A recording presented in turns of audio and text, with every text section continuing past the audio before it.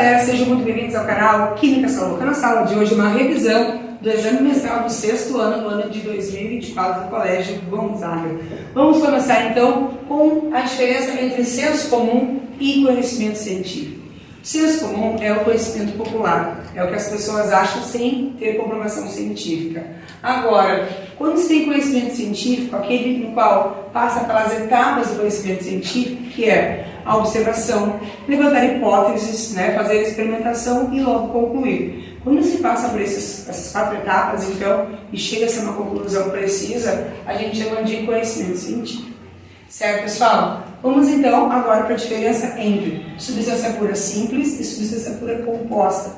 Substância pura simples é quando a gente tem um elemento químico sozinho, por exemplo, O2, oxigênio, Cl2, cloro. Agora, quando eu tenho a união entre dois átomos diferentes, como H2O, NaCl, HCl, a gente chama de composta porque ela é feita de no mínimo 2 elementos químicos diferentes.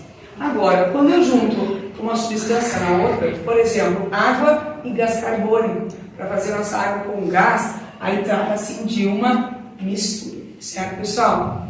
Bom, agora é os estados da água e as suas mudanças de estado físico. Nós temos então o sólido. No sólido, as nossas moléculas de água, os átomos de hidrogênio e oxigênio estão muito próximos uns dos outros, certo? Conforme vai ocorrendo a fusão, que é a passagem de estado sólido para líquido, os átomos e as moléculas vão se afastando, certo?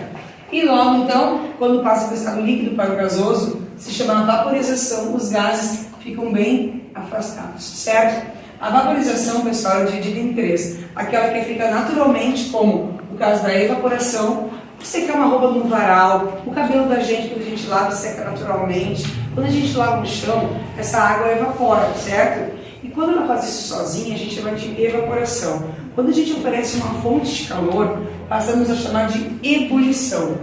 E sabe aquela gotinha d'água quando cai numa frigideira bem quente? Ela só faz aquele barulho do tss, Ela faz a passagem direta do estado líquido para o gasoso, a gente chama assim de calefação, tá, pessoal?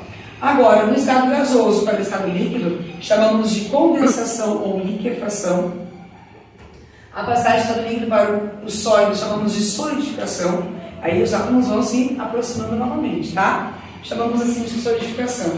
Agora, no estado sólido, direto gasoso, que é o caso da naftalina, aquelas bolinhas brancas que a gente usa para controle de traças e baratas, Então, chamamos de sublimação. E a formação do granizo, que é no caso quando a nuvem está no estado gasoso, encontra uma região muito fria, uma região mais alta da atmosfera, ela vai solidificar direto, sem passar pelo estado líquido. Então, que é o caso do granizo, é o contrário, Passar do estado gasoso para o estado sólido, tá? Chamamos assim de sublimação. Agora, conceitos para a nossa prova, nós vamos ter que saber os conceitos de cada um. O que é matéria? É tudo aquilo que possui massa e ocupa lugar no espaço, tá? Volume é o espaço ocupado pela matéria. Impenetrabilidade diz que 2 corpos não podem ocupar o mesmo espaço ao mesmo tempo, tá? Divisibilidade, eu consigo reduzir o tamanho sem alterar a natureza da matéria. Se tu pega um papel, corta o papel, tu conseguiu diminuir de tamanho e não deixou de ser papel. Compressibilidade, pessoal. A compressibilidade é quando eu consigo fazer com que a substância diminua de volume, como o ar em uma seringa, consegue comprimir, então a gente chama de compressibilidade, um espaço menor. E o fato de poder voltar ao estágio inicial, a gente chama de elasticidade.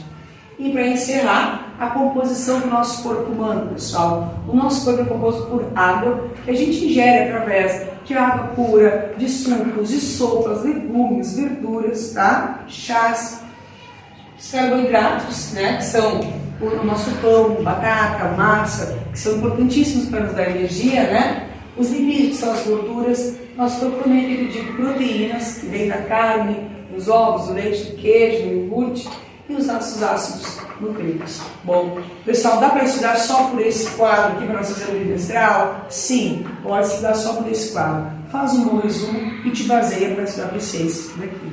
A prof fica à tua disposição para qualquer dúvida. Um beijão e uma excelente prova.